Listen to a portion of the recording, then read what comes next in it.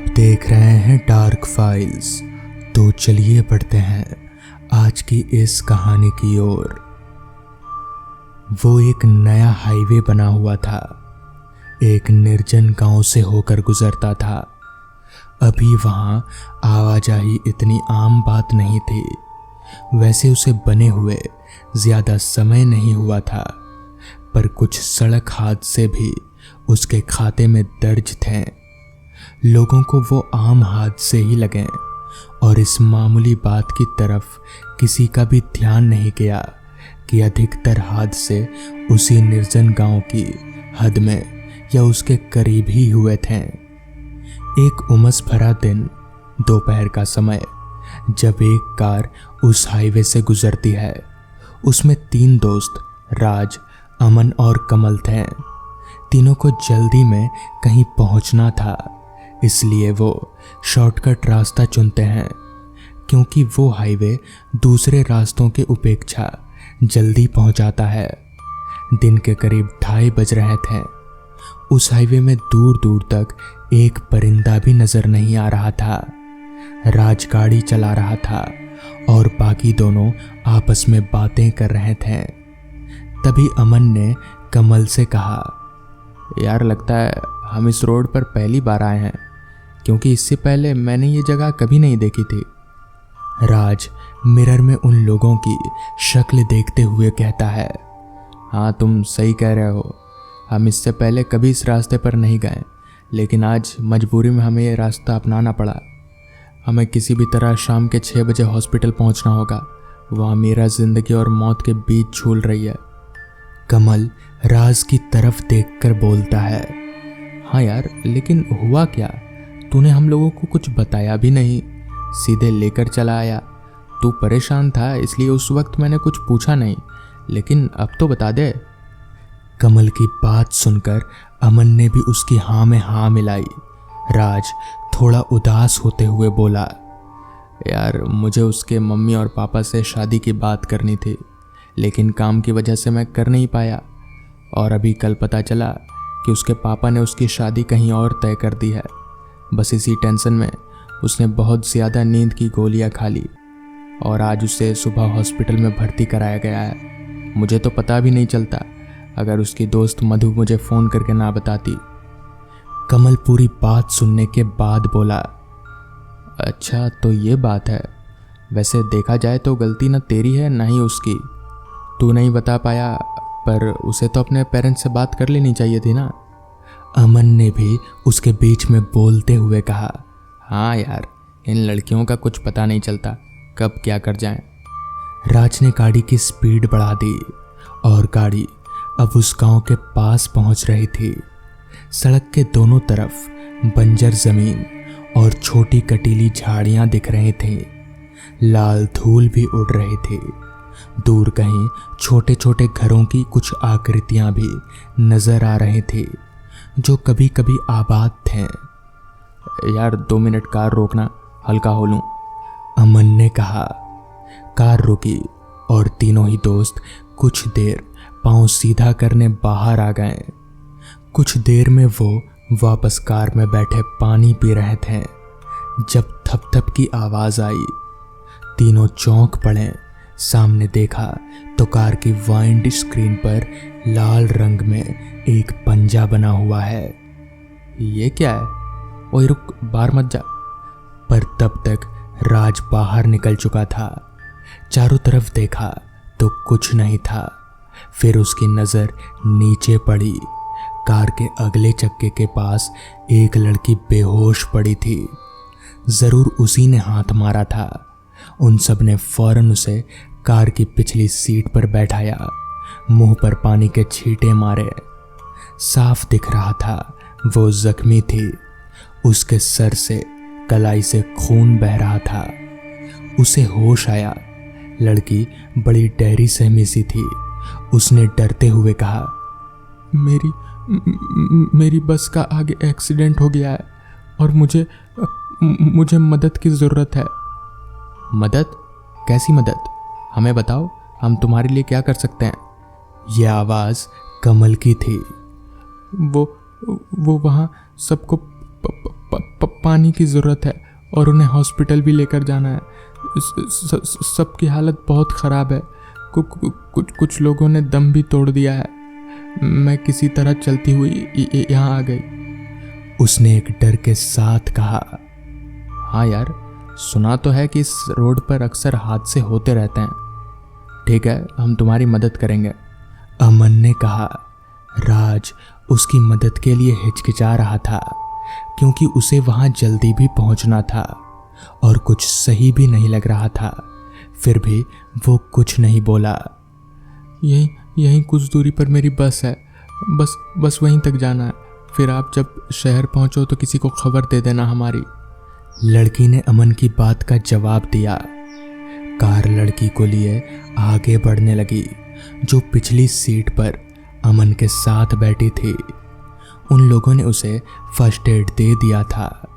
तभी वो लड़की उनसे कहती है, आपको इस गांव की कहानी पता है? ये रास्ता सुनसान और वीरान क्यों है? अब उसकी हालत थोड़ी ठीक थी। नहीं, हमें तो नहीं पता। हम तो पहली बार यहाँ आए हैं। तुम्हें पता है तो बता दो, कमल ने जवाब दिया। हाँ, मुझे पता है, कुछ सुन रखा है बस, लड़की ने कहा। और फिर वो कहानी सुनाने लगी। कहते हैं सालों पहले इस गांव में एक पिशाच का वास था। गांव वालों को उसका संरक्षण प्राप्त था। मतलब वो पिशाच गांव वालों की सुरक्षा करता था। वो उन लोगों की हर बाहरी मुसीबत से सुरक्षा तो करता था, लेकिन हर 12वें दिन उसे एक बलि चाहिए होती थी। गांव वाले अपने बीच में से ही किसी को चुनकर बलि के रूप में उसके पास भिजवाते थे ताकि वो उनका शिकार ना करे। वो पिशाच बहुत शक्तिशाली था। वो हमेशा रात को ही सक्रिय होता और फिर तब जबकि आसमान में बादल होते थे। बाकी धूप भरे दिनों में एक दूसरी रूह उसकी रक्षा करती थी जो उसकी सेवक थी। इतनी कहानी सुनाने के बाद लड़की ने एक नज़र उन तीनों पर डाली जो बड़े ध्यान से उसकी कहानी को सुन रहे थे और फिर वो आगे सुनाने लगी।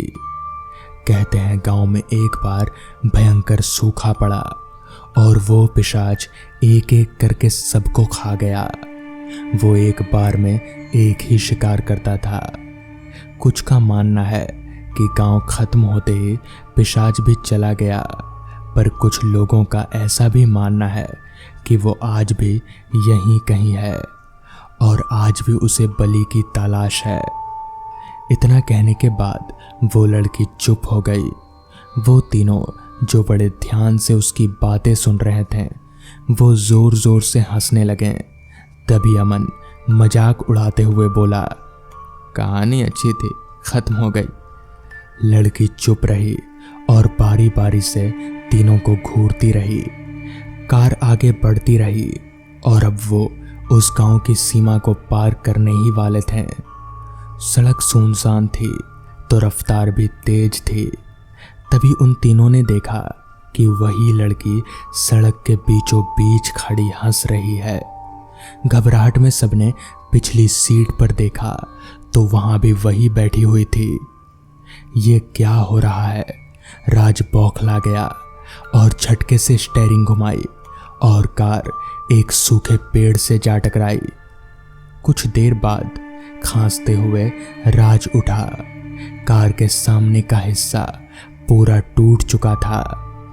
कमल के भी कराहने की आवाज आई। वो भी घायल था और अमन वो मर चुका था। तभी उनकी नज़र बाहर की तरफ पड़ी। जहां अभी थोड़ी देर पहले तक धूप निकली थी वहां अचानक से पूरे फिजा में काले बादल छा चुके थे और माहौल बिल्कुल रात की तरह हो चुका था।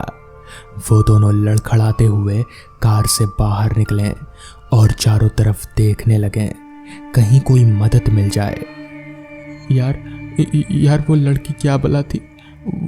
वो तो गायब हो गई। कमल बोला, गोली मार उसको, मौसम खराब हो रहा है, कहाँ जाएंगे? और अमन तो उसका गला भराया और तभी दहशत से दोनों चीख पड़े। उन्होंने देखा कि उनके सामने एक लगभग 7 फुट का भयंकर लाल आंखों वाली आकृति प्रकट हो गई। साथ ही शुरू हो गई धूल भरी आंधी। ऐसा लगा मानो उसके आसपास की हवाओं में धीमी गुर्राहटें बसी हों। उस आकृति को देखकर ऐसा क्यों लग रहा था जैसे नसों में बहता खून बेचैन हो उठा हो। वो डर से पीछे हटने लगे। वो आकृति आगे बढ़ी और उसने अमन के मृत शरीर को खींचकर कार से बाहर निकाल लिया। बाकी के दोनों डर से जड़ हो चुके थे। आंधी रुक गई, साथ ही वो आकृति और अमन भी गायब हो चुके थे। दोनों दोस्त रोने लगे। वो घूमकर उस तरफ आए जिधर गायब होने से पहले अमन बैठा था और दोनों ही डर कर कुछ कदम पीछे हट गए। वहां कार पर कुछ खरोंचों के गहरे निशान थे, किसी जानवर के शक्तिशाली पंजों के निशान। यार 1 मिनट, पूरा गांव पार हो गया, कोई बस तो नहीं दिखी? कमल हैरानी से बोला। इसका मतलब वो लड़की? राज दहशत से फुसफुसाया। और वो आकृति जो अमन को ले गई वो जरूर कमल बोला और खुद ही डर गया। पर हमें क्यों छोड़ दिया?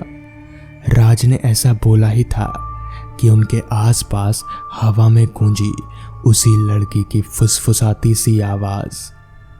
मैंने कहा था एक बार में एक बलि। वो दोनों ही समझ चुके थे कि वो लड़की ही वो रूह थी, पिशाच की सेवक। तो दोस्तों, ये थी आज की कहानी। तो चलिए बढ़ते हैं आज की दूसरी कहानी की ओर। आज से काफी साल पहले हमारे गांव में एक कच्चा रास्ता हुआ करता था। वो रास्ता एक तरफ से जंगलों से तो दूसरी तरफ से रेल की पटरियों से घिरा हुआ था। गांव वाले रात तो दूर दिन को भी उस रास्ते से आना जाना नहीं करते थे, क्योंकि लोगों का मानना था कि उस रास्ते पर आत्माओं का बसेरा है और वो आत्माएं लोगों को देखकर उन पर हमला कर देती हैं।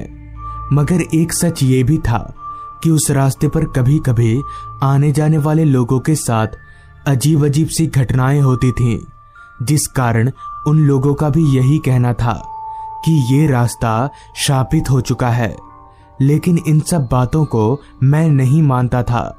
असल में लोगों का कहना था कि जब नई नई इस गांव में ट्रेन चलनी शुरू हुई थी तो आए दिन इस रेल पटरी पर एक्सीडेंट होता ही रहता था और उन्हीं मरने वालों की आत्मा आज भी भटकती है। खैर, उस समय मैं अपने गांव में पिताजी और भैया के साथ खेती किया करता था। उस समय हमारा ही परिवार नहीं बल्कि सभी परिवार खेती किया करते थे। एक शाम जब हम तीनों खेत से घर लौटे तो वक्त हो रहा था शाम के 6 बजे का। खेत से वापस लौटकर अभी हम आराम कर ही रहे थे कि तभी अचानक पिताजी के पेट में काफी तेज दर्द शुरू हो गया। तो अचानक पेट में दर्द होने से हम काफी चिंता में पड़ गए कि हुआ तो हुआ क्या।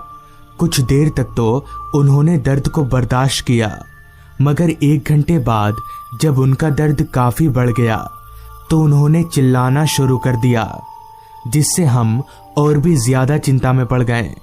पिताजी की हालत बिगड़ता देख हमें समझ नहीं आ रहा था कि अब क्या करें कि तभी मैंने अपने भैया से कहा, भैया आप पिताजी के पास रुकिए, मैं वैद्य जी के पास जाकर दवा लेकर आता हूँ। इस पर भैया ने कहा, अच्छा ठीक है अनूप, तू जा, मगर जल्दी आना। जिसके बाद मैंने अपना साइकिल निकाला और वैद्य जी के घर की तरफ आगे बढ़ने लगा। वैद्य जी का घर हमारे गांव से 7 किलोमीटर दूर दूसरे गांव में था, तो मुझे वहां पहुंचने में करीबन 1 घंटे का समय लगेगा। तो मैंने अपने साइकिल चलाने की रफ्तार थोड़ी और बढ़ा दी। उस वक्त रात के 7:30 बजते ही हमारा गांव काफी सुनसान हो गया था उस समय हमारे गांव में बिजली की सुविधा ना होने के कारण लोग अंधेरा हो जाने के बाद अपने घरों से नहीं निकलते थे, जिस कारण सारा गांव वीरान सा लग रहा था। घर के बाहर निकलते ही अंधेरे ने मुझे चारों तरफ से घेर लिया। अंधेरा इतना घना था कि मुझे सामने का रास्ता भी ठीक से दिखाई नहीं पड़ रहा था। तो घने अंधेरे को देखकर मैंने अपना टॉर्च निकालकर जलाया और अंधेरे को चीरते हुए आगे बढ़ने लगा। दूसरे गांव वैद्य जी के घर जाने के लिए हमारे गांव से 2 रास्ते थे। एक काफी लंबा रास्ता तो दूसरा रेल पटरियों के किनारे से शापित रास्ता। इस पर मैंने मन ही मन में कहा, लंबे वाले रास्ते से जाऊंगा तो काफ़ी देर हो जाएगी, तो मैं रेल पटरी के किनारे वाले रास्ते से ही चला जाता हूँ, और वैसे भी मैं इन सब बातों पर विश्वास नहीं करता। इतना बोलकर मैंने साइकिल को उस रास्ते पर मोड़ लिया तो वो रास्ता पहले वाले रास्ते से भी ज्यादा सुनसान था। खैर मैंने किसी तरह उस रास्ते को पार किया और दूसरे गांव वैद्य जी के घर गया। जिसके बाद मैंने वैद्य जी को पूरी बात बताई तो उन्होंने मुझे दवा देते हुए कहा, ये लो दवा और जल्दी जाकर अपने पिताजी को खिला दो। जिसके बाद मैंने दवा लिया और साइकिल लेकर वापस से घर की तरफ आगे बढ़ने लगा। अब रात काफी हो चुकी थी, जिस कारण पूरा माहौल वीरान सा हो गया था। दूर दूर तक रास्ते पर मुझे मेरे अलावा इंसान तो दूर कोई जानवर तलक भी दिखाई नहीं पड़ रहा था। खैर मैं वहां खड़े होकर और समय ज़ाया ना करके साइकिल को रफ्तार से चलाकर घर की तरफ आगे बढ़ने लगा। आगे बढ़ते वक्त बार बार यही ख्याल आ रहा था कि मुझे उस पटरी वाले रास्ते को पार करना है, और ये सोच सोचकर मुझे थोड़ी थोड़ी बेचैनी भी हो रही थी। मगर मुझे अपनी पिताजी को जल्दी से दवा भी देनी थी, जिस कारण मैंने साइकिल को दोबारा से उसी रेल पटरी वाले शापित रास्ते की तरफ ले लिया। वो शापित रास्ता और भी ज्यादा अंधेरे में डूबा हुआ था। चांद भी रास्ते के किनारे घने जंगलों में छुप सा गया था, जिस कारण चांद की हल्की रोशनी भी उस रास्ते पर नहीं आ पा रही थी। सन्नाटा तो इतना फैला हुआ था कि उस रास्ते पर रात कीड़ों की आवाजें नहीं आ रही थी। रास्ते पर काफी सन्नाटा होने के कारण मेरे साइकिल चलाने की आवाज मुझे साफ साफ सुनाई पड़ रही थी। अभी मैं आगे बढ़ ही रहा था कि तभी मेरे सामने अचानक एक पेड़ की डाली टूटकर गिरी, जिससे मैं एकदम से चौंक गया और ब्रेक दबाकर अपनी साइकिल को वहीं रोक लिया। लेकिन वो पेड़ की डाली इतनी बड़ी थी कि उसने पूरा रास्ता घेर लिया। मगर ये पेड़ की डाली गिरी तो गिरी कैसे? अभी ना हवा चल रही है और ना ही बारिश हो रही है। ये सोचकर मैं काफी हैरान हो गया। लेकिन मुझे घर जल्दी जाना था, तो मैंने किसी तरह अपनी साइकिल को उस डाली के ऊपर से पार किया और वापस से घर की तरफ आगे बढ़ने लगा। मगर मुझे कहाँ पता था कि मेरे साथ क्या होने वाला है, और ये पेड़ की डाली मुझे आगे ना जाने की चेतावनी दे रही थी। अभी मैं आगे बढ़ ही रहा था कि तभी मेरी साइकिल किसी चीज के ऊपर चढ़ गई, जिससे मेरा बैलेंस बिगड़ा और मैं धड़ाम से जमीन पर जा गिरा। मैं इतनी तेज गिरा था कि मुझे काफी चोट आई। फिर भी मैं किसी तरह से उठा और ये देखने के लिए पीछे मुड़ा कि आखिर मेरी साइकिल किसके ऊपर चढ़ गई थी। तो पीछे मुड़ते ही पीछे का नज़ारा देखकर मेरे पैरों तले जमीन खिसक गई और मेरे होश उड़ गए, क्योंकि जमीन पर काफी इंसानी शरीर के कटे हुए टुकड़े गिरे हुए थे। ये देखकर मेरा पूरा शरीर कांप रहा था। समझ नहीं आ रहा था कि क्या करूं, आखिर ये कैसे हो सकता है। मगर मुझे इतना तो समझ आ ही गया था कि अगर मैं यहाँ रुका तो ज्यादा देर तक बच नहीं पाऊंगा। ये सोचकर अभी मैं वहां से भागने जा ही रहा था कि तभी मैंने देखा कि वो शरीर के कटे हुए टुकड़े आपस में जुड़ने लगे हैं। धीरे धीरे वो सारे टुकड़े जुड़कर एक आधा कटा हुआ शरीर बन गए, जिसका सिर्फ कमर से लेकर ऊपर तक का ही हिस्सा नजर आ रहा था। उस आदमी का चेहरा बहुत ज्यादा डरावना था। उसकी आंखें लाल चमक रही थी। ये देखने के बाद मैंने ना आओ देखा ना ताओ अपनी साइकिल वहीं छोड़कर भागने लगा। मुझे कुछ आइडिया नहीं था कि मैं किधर भाग रहा हूँ। बस मैं भागे जा रहा था। भागते भागते मुझे रास्ते के एक किनारे पर एक छोटी सी झोपड़ी नजर आई। मुझे लगा कि अगर अपनी जान बचानी है तो उस झोपड़ी की तरफ भागना पड़ेगा, वरना मैं बच नहीं पाऊंगा। लिहाजा मैं भागकर उस झोपड़ी के दरवाजे पर गया। मैं जैसे ही झोपड़ी के दरवाजे पर खड़ा हुआ तो वो दरवाजा अपने आप ही खुल गया। उस वक्त मुझे सिर्फ अपनी जान बचाने की पड़ी थी, इसलिए मैं झोपड़ी के अंदर घुस गया। अभी मैं झोपड़ी के अंदर घुसा ही था कि तभी मैंने देखा कि कोई आदमी पीछे की तरफ मुंह करके चादर ओढ़े खड़ा है। इससे पहले कि मैं कुछ बोलता, उस आदमी ने एकदम से अपना चादर हटा दिया। तो फिर एक बार मेरी रूह कांप गई, क्योंकि ये वही कटा हुआ आदमी था। जिसके बाद मैंने कुछ नहीं देखा, जो दौड़ लगाई सीधे घर जाकर ही रुका। तो दोस्तों, ये थी आज की कहानी। अगर आपको ये कहानी पसंद आई हो तो चैनल को ज़रूर सब्सक्राइब कर लें। तो मैं आपका दोस्त आर्यन जल्द ही मिलूंगा आपसे ऐसी ही एक कहानी के साथ।